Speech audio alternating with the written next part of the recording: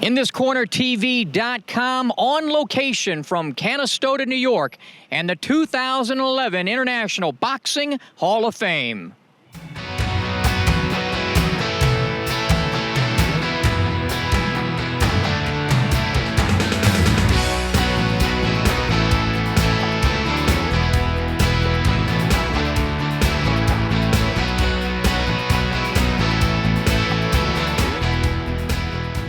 Welcome to InThisCornerTV.com, brought to you by Tecate, Cerveza con Carácter.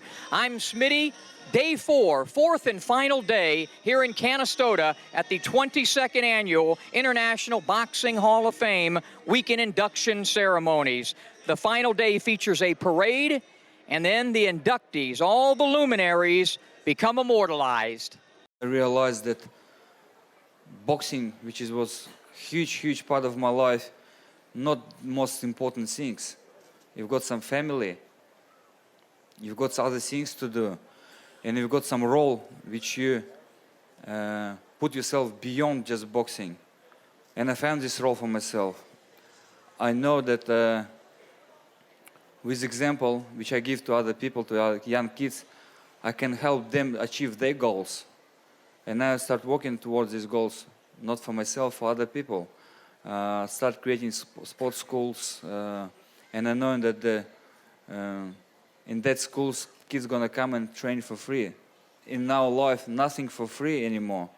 But for young poor kid, if you're gonna come to the gym, you can see the talent, but parents don't have money enough to help his kid to achieve what he dream. That's what we do, and I'm very proud that it's happened to me. Because it's like a God told me that one day you're going to be ambassador for your sport. And now, this ring, let me put it in.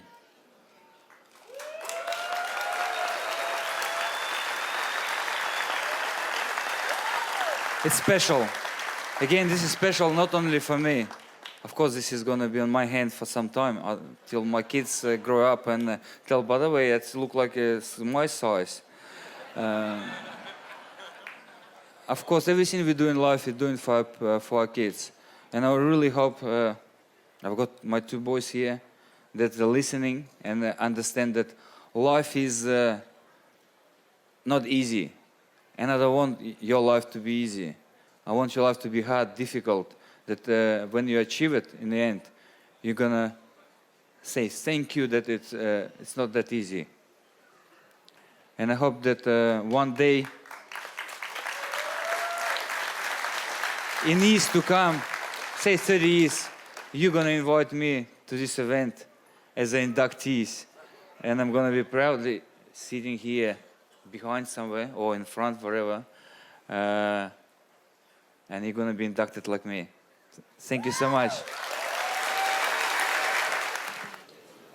Al primer amor de mi vida, que es mi familia, de la cual yo me he ausentado por largo tiempo por el segundo amor de mi vida, que es el boxeo.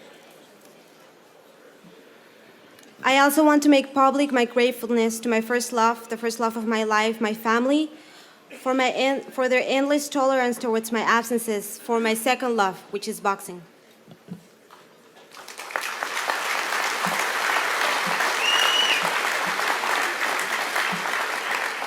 Quiero agradecer también a cada uno de los 22 campeones del mundo que yo he tenido, su apoyo, porque por ellos estoy aquí. I want to thank all the 22 champions of the world that have taken under my wing. I want to thank them. Because of them, I am here today. The gentleman that really planted the seed in my head about becoming a referee, he's not here with us today. The name is Pat Mashier. Pat Mashier was a policeman in New York City, and I started refereeing some fights because he's the one that said, Joe, we need a Hispanic referee in New York City.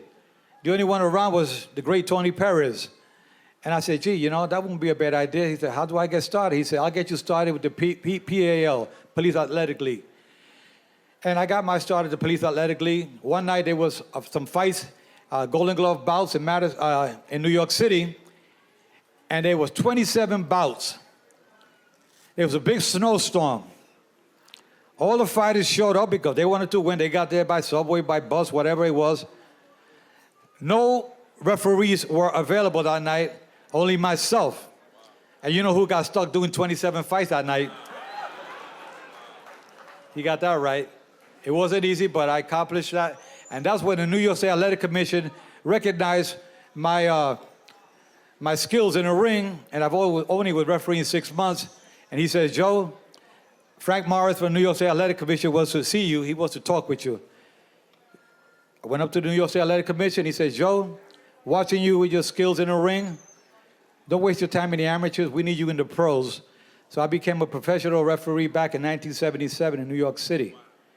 My dream was to do one world title fight, one, just one, with great Aaron Pryor, who's here with us today, along with Miguel Montilla. Aaron Pryor, back here. And that was an honor for me. La verdad que me siento muy contento, muy emocionado, primeramente porque está aquí mi familia, y en segundo porque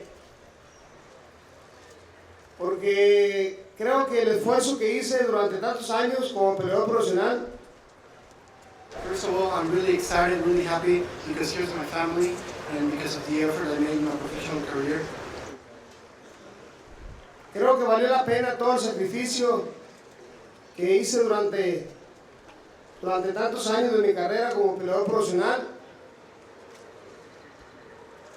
ya que no fueron 5 años ni 10 años lo que peleé, fueron casi 26 años peleando. Well, the sacrifice was really worth it because it wasn't 5 years, it was a lot more.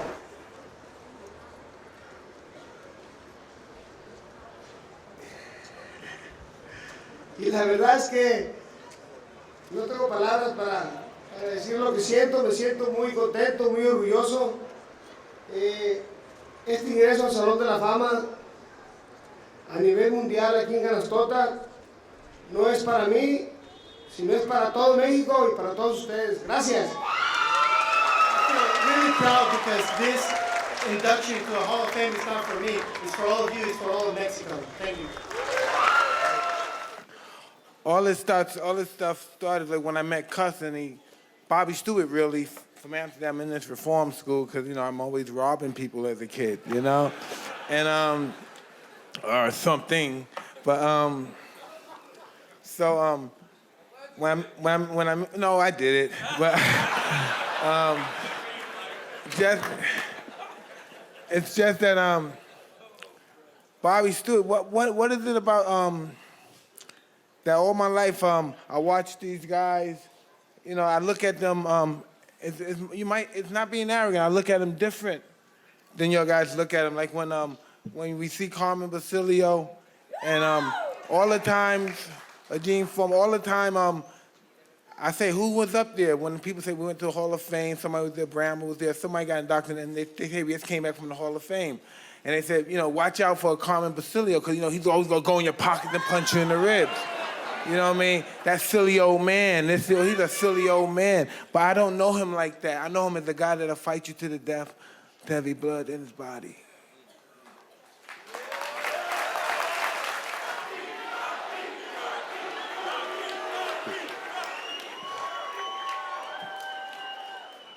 Music to my ears. But more importantly,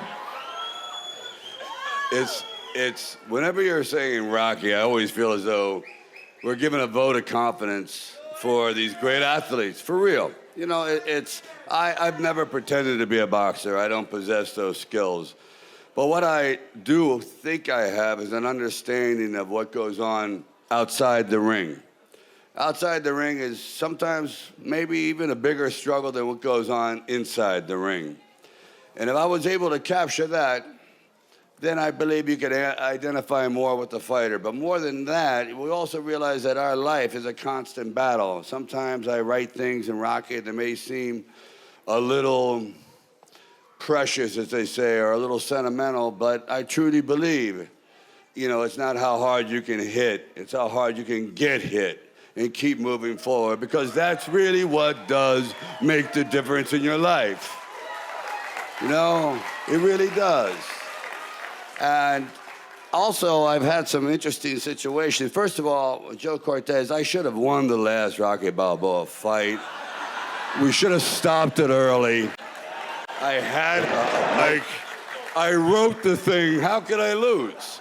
But I did. And then I'll never forget, there was a genius, I think Mike, about 10 years ago, someone said Mike Tyson is involved in a charity event. He wanted to have a boxing exhibition, and the funds would go for the poor or some charitable event. Would you mind boxing him? And then I said, sure, as long as the charity will be for my life support. Because that's, thank you very much, Mike, I appreciate that. Anyway, I won't belabor the subject anymore. You're all fantastic. These men here have always been held in special reverence for me. Greatest athletes in the world, but more than that, they are our connection to the past and our way to the future. They are the guys that go there and take the blows and show that if you really put it out there on the line, you are a champion. You may not be the champion of the world, but you'll be the champion of your life. And yo, Adrian, I did it!